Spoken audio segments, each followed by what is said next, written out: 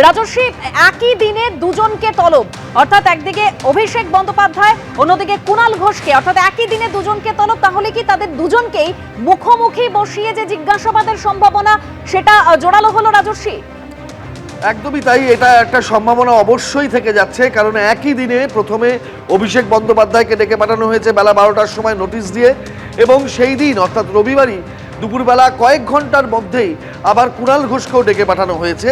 এবং যে তথ্যে অসঙ্গতি বা বয়ানে মিলছে না, এই অমিলের জায়গাগুলোকে নির্দিষ্টভাবে চিহ্নিত করছে সিআইডি, এবং নির্দিষ্টভাবে চিহ্নিত করা জায়গাগুলো সম্পর্কে আরও একবার অভিষেক বন্দ্যোপাধ্যায়কে রবিবার দুপুরে জিজ্ঞাসাবাদ করা হবে।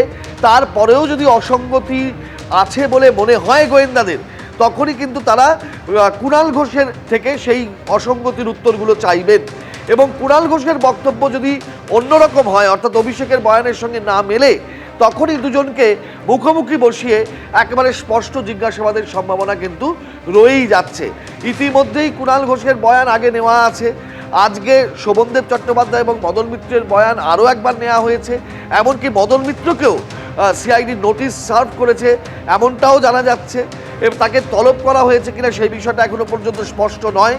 এবং এই তদন্তের ক্ষেত্রে যাদের যাদের বয়ান নেওয়ার ছিল, অর্থাৎ যে সমস্ত বিধায়কদের নাম আছে, সই আছে, কিংবা যারা অনুপস্থিত ছিলেন, যাদের সই জালিয়াতি করা হয়েছে বলে অভিযোগ উঠেছে, সকলের বয়ান রেকর্ডেড আছে, তাদের বয়ানকে ভেরিফাই করা হয়েছে, এবং সেখান থেকে একটা তথ্য উঠে আসছে।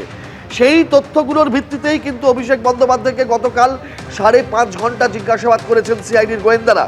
কিন্তু তারপরেও তারা সন্তুষ্ট হননি, কারণ তাদের মনে হচ্ছে কোথাও আরও কিছু তথ্য রয়েছে, এবং যা অভিষেক বলছেন সেই বয়ানে অসঙ্গতি রয়েছে।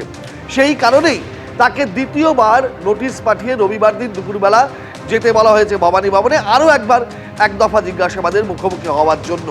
এবং একই সঙ্গে কুণাল ঘোষকেও সেদিন ডেকে পাঠানো হলো নোটিশ দিয়ে।